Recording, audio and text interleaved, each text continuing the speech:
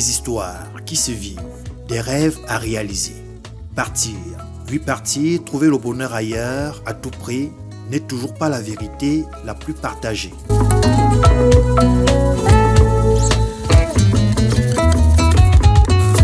L'herbe n'est pas toujours verte que chez le voisin.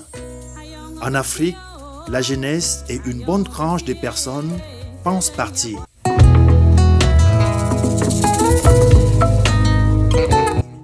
Comment? Pourquoi? De nos jours, les avis sont partagés. Surtout que la majorité partie ne vient toujours pas dire la vérité à ceux qui sont restés. Moi, c'est Dabo Eric. Moi, je suis arrivé au Maroc, ça fait il y a presque 1 an. Je ne suis pas tranquille.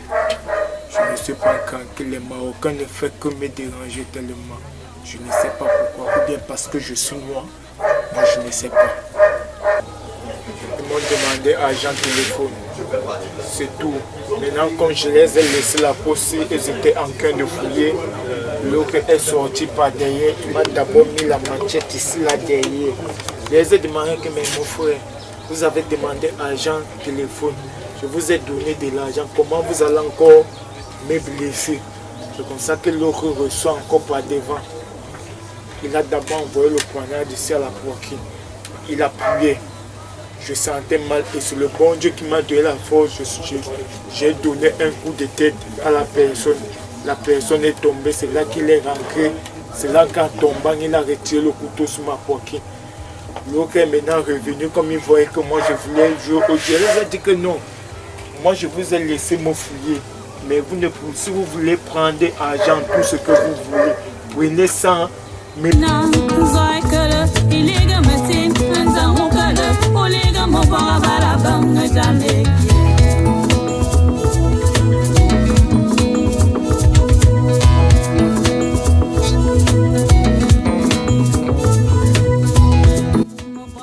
Pour ceux qui osent dire la vérité, ceux qui sont restés disent qu'ils ont réussi et ne veulent pas que leurs frères et sœurs puissent aussi réussir.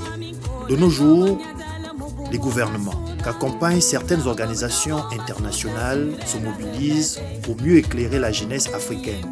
Rien n'est du tout facile. Pierre Delagrange, à travers une série de films documentaires, s'active. Vérité cachée est le documentaire qu'il a voulu présenter à ses jeunes frères et sœurs au collège Mangobeti où il a fréquenté.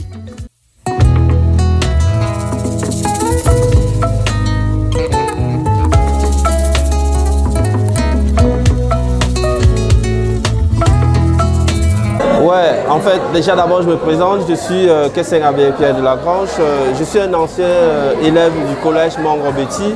Voilà pourquoi, après mon expérience de migration à l'étranger, j'ai choisi que ma première soit au collège Mangobeti, parce que le collège Mangobeti m'a marqué de mon passage ici. Et alors, mon projet, il s'inscrit dans l'optique d'une sensibilisation et information, surtout information à la question de la migration régulière et irrégulière. Parce que lors de mon parcours, je me suis rendu compte qu'il y avait une absence d'information et on perdait beaucoup de nos frères sur ces parcours migratoires, quoi. Que ce parcours migratoire soit irrégulier ou régulier, on avait toujours des problèmes avec nos frères à l'étranger, quoi.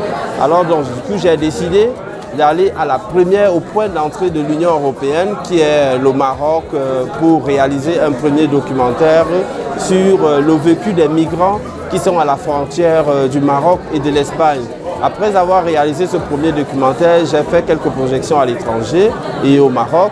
Et après ça, je suis tombé à Bruxelles. À Bruxelles, j'ai réalisé un deuxième documentaire qui parle de la migration dans l'Union européenne, ceux qui ont leur expérience de migration dans l'Union européenne, comment ils ont traversé l'Union européenne, comment ils ressentent la situation de la migration dans l'Union européenne, comment ils aimeraient la partager avec ceux qui veulent venir en Europe et comment ils peuvent la partager avec ceux qui sont dans l'Union européenne et qui veulent aider les migrants qui sont en situation irrégulière ou régulière dans l'Union européenne.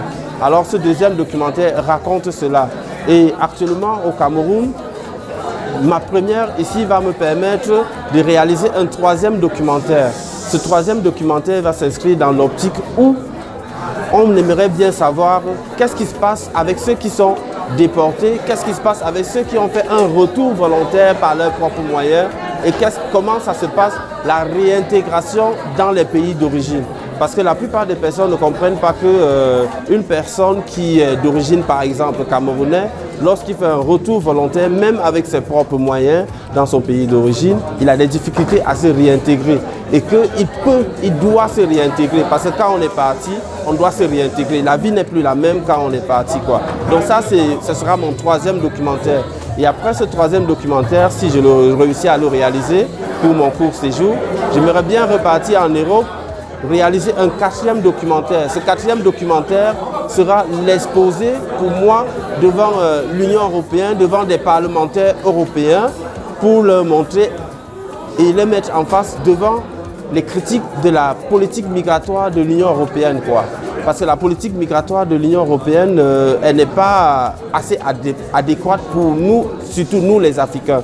Et j'aimerais bien leur montrer qu'il y a un petit couac sur cette question-là. Et j'ai rencontré certains parlementaires comme Philippe Lambert, qui est un parlementaire belge, qui a voulu bien venir participer à la première projection du deuxième documentaire à Bruxelles, et la consul de l'ambassade du Cameroun qui est venue aussi. Et ils ont partagé le même avis que moi, qu'il est important qu'on s'informe convenablement sur cette question de la migration africaine vers l'Europe, et qu'il y a aussi une migration européenne vers l'Afrique qui n'est pas du tout visualisée, quoi. Donc c'est ça un peu mon objectif pour le moment, et j'ai déjà réussi les 2 premiers, et ce qui est sûr, on va réussir les 2 derniers, quoi. Voilà mes orientations pour le moment, quoi. Alors tout est dit en une question. Maintenant, pourquoi avoir choisi les finissants, on va dire, votre ancien collège? Ben oui. Ceux qui sont en terminale. Ben oui, mon ancien collège, parce que je sais qu'à l'aventure, j'ai rencontré beaucoup de jeunes. C'est beaucoup plus de jeunes. Et ces jeunes se retrouvent bloqués à l'aventure, qui n'ont pas de papier depuis 18 ans. Ils ne peuvent pas rentrer chez eux. Et les familles pensent qu'ils sont bien à l'aventure. Et alors, moi j'ai dit, ce documentaire va leur montrer qu'est-ce qui se passe à l'aventure, et que si on y va à l'aventure, allez, il faut se mettre des bagages intellectuels dans la poche, et que étudier ici en Afrique, c'est important.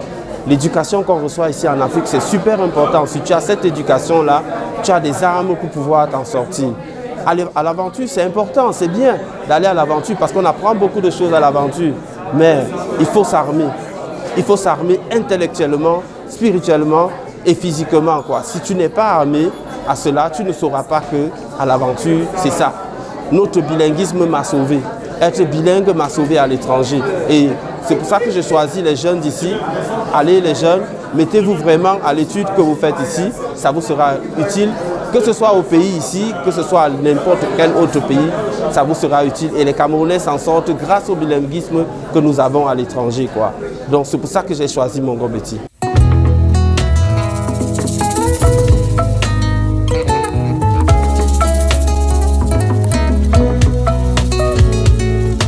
Je tiens d'abord à souhaiter une cordiale bienvenue à l'AREC.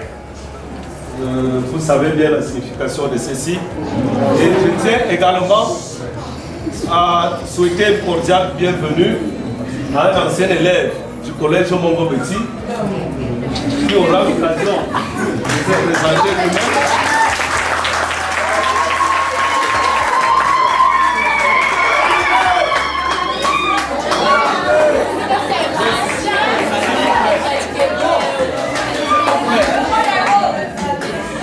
Je tiens également à souhaiter une cordiale bienvenue à tous ceux qui les accompagnent aujourd'hui pour venir vous édifier sur les migrations clandestines. Cette initiative a été prise par un responsable qui m'a vu à maintes reprises pour venir vous informer des dangers que vous pouvez encourir lorsque vous allez aborder ce genre d'aventure. Et ce sujet, j'ai trouvé ce sujet d'actualité parce que c'est un sujet qui divise même déjà les pays occidentaux, c'est-à-dire les migrations. Et ce sujet peut même également vous être proposé à l'examen. Ce sujet est également important pour vous dans la mesure où beaucoup de familles sont confrontées à ce problème d'immigration en se disant l'herbe est plus verte ailleurs, à l'outre-mer. C'est la raison pour laquelle je souhaiterais que vous soyez assez disciplinés et que le téléfilm ou bien les films qu'on va vous présenter cet après-midi, que vous tirez un enseignement qui vous permettra de mieux vous intégrer dans la société. Ceci est très important parce que certains vont en aventure sans toutefois savoir quelles sont les conséquences et qu'est-ce qu'ils peuvent faire. Honnêtement, je trouve cette initiative loi et c'est la raison pour laquelle je souhaite que vous soyez calme, silencieux et toutes les questions que vous aurez à poser, ils seront là pour vous édifier. C'est votre cadeau de la fête de la jeunesse. Je vous remercie.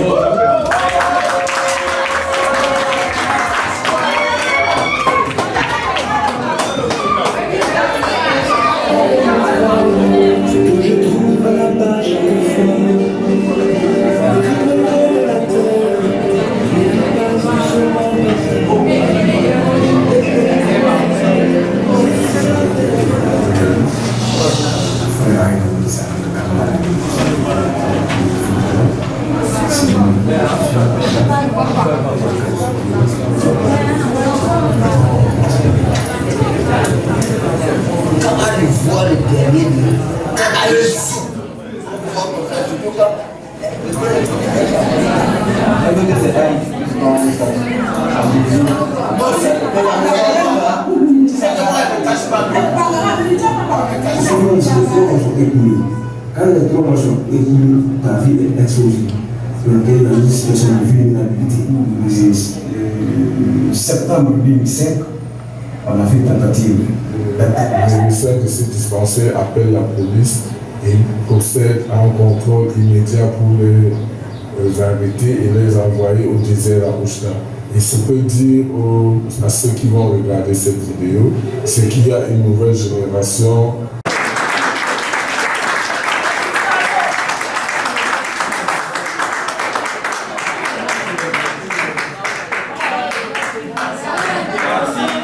Merci à tous ceux qui ont prêté super attention, qui n'ont pas dormi 2 minutes.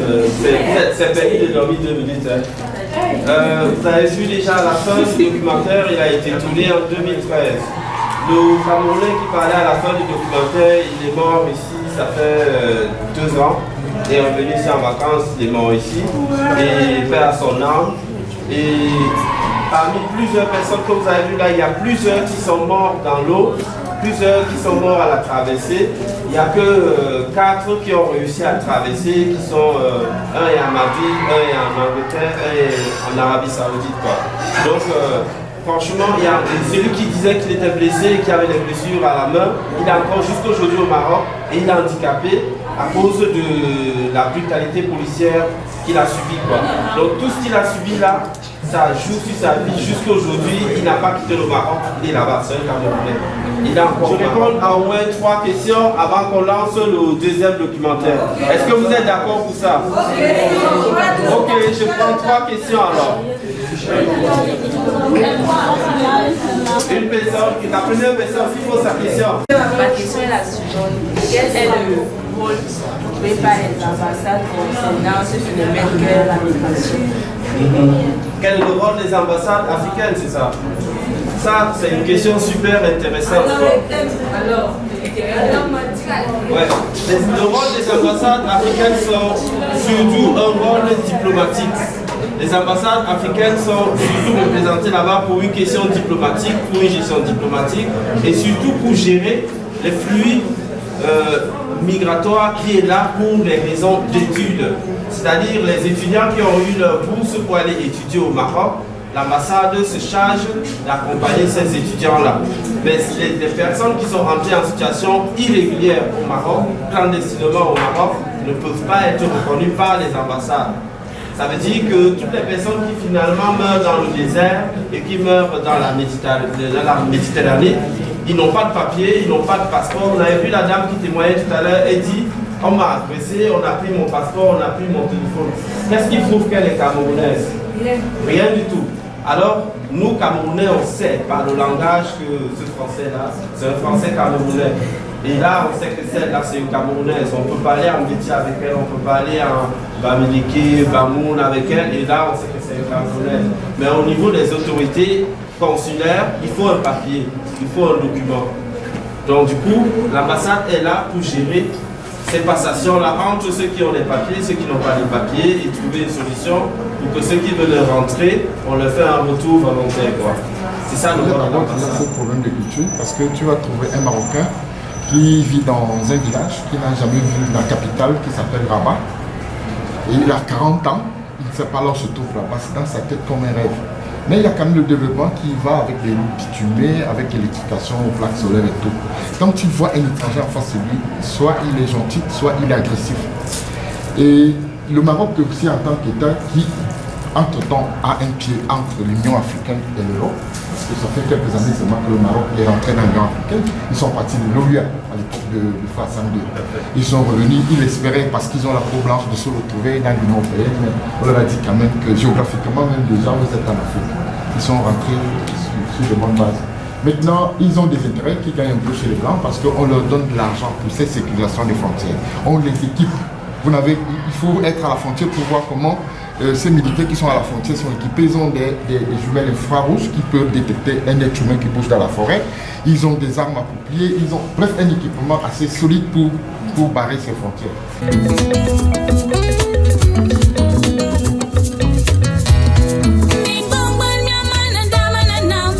L'un de ces acteurs, ce jour, sera le lendemain au Centre international de l'artisanat pour la dédicace d'un livre.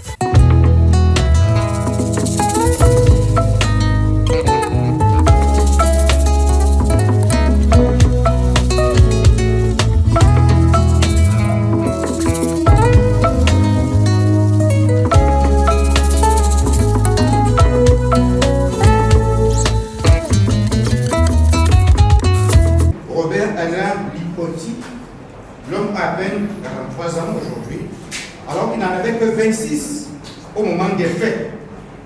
En 2005, voici 17 ans.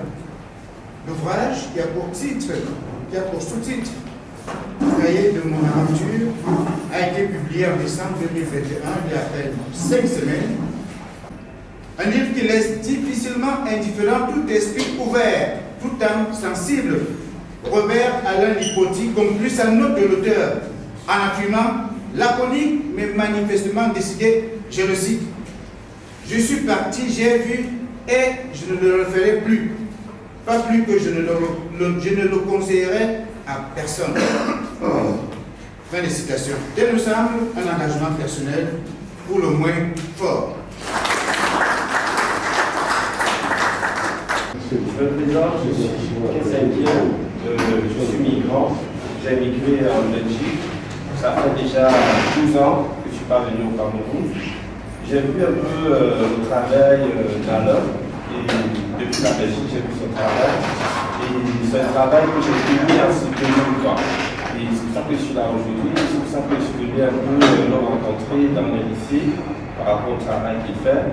Et moi j'ai trouvé que c'est un travail qu'il faut soutenir, qu'il faut accompagner. Je retiens les remarques que le grand frère a fait par rapport au livre et il a parfaitement raison, ces remarques-là. Comme il a dit tout à l'heure, on ne peut pas être footballeur et être en même temps reporter sportif. Donc, ce qui donne raison à l'heure que ce livre va être là comme ça et nous tous, on doit le soutenir vraiment à aller plus de l'avant. J'ai réalisé un documentaire, premier documentaire à la frontière du Maroc, Maroc contre l'Europe, où les gens meurent en essayant de traverser des grandes barrières. Ce documentaire, je l'ai apporté pour soutenir le travail d'Alain. J'ai réalisé un deuxième documentaire en Belgique, pour ceux qui se disent que l'Europe c'est le paradis, pour leur montrer que ce premier documentaire apporte la réponse de ceux qui pensent que l'Europe c'est le paradis. Ce n'est pas vraiment le paradis comme ils le pensent. Voici le résultat, voici ceux qui sont déjà en Europe, ceux qui ont réussi à traverser en Europe, voici ce qu'ils disent, voici ce qu'ils pensent, voilà les conseils qu'ils vous apportent. Et ces deux documentaires, je les ai apportés à Alain pour que Alain puisse les utiliser dans son travail qu'il fait actuellement, parce que ce même travail, je le fais actuellement en Europe et un peu au Moyen-Orient où j'ai voyagé avec certains de vos confrères au dernier sommet de la francophonie en Arménie, où j'étais parmi les panélistes, où j'ai intervenu. Et cette question de la migration n'est pas beaucoup débattue en Afrique, peut-être au Maroc, parce que le Maroc investit beaucoup sur cette question-là. À l'accompagner dans son travail, à l'encadrer dans son travail, parce qu'il n'y a pas beaucoup de personnes comme lui qui ont vécu cette expérience-là, qui veulent la partager, qui veulent la rencontrer. Je subis les mêmes choses que lui quand je présente ces documentaires, je subis des critiques aussi de la même manière. Mais il faut vraiment partager cette information parce que avant d'aller à l'aventure, il faut se rassurer qu'on a un bagage là dans la tête. Moi je parle français et anglais, c'est ça qui m'a aidé. Le bilinguisme camerounais m'a aidé à l'étranger. J'ai appris à parler l'arabe à l'étranger. Et donc du coup, mon bilinguisme m'a beaucoup aidé à l'étranger. J'ai réussi à revenir aujourd'hui après 12 ans sans voir ma famille. Et donc aujourd'hui, je suis là pour soutenir son travail et apporter ce message-là. Et donc je dis vraiment tout le monde à la compagnie de la pratique. Ça c'est juste un soutien. Il faut faire quelque chose. Autour du projet se greffent désormais plusieurs activités qui sollicitent l'appui non seulement des organismes non gouvernementaux, mais aussi des gouvernements du continent.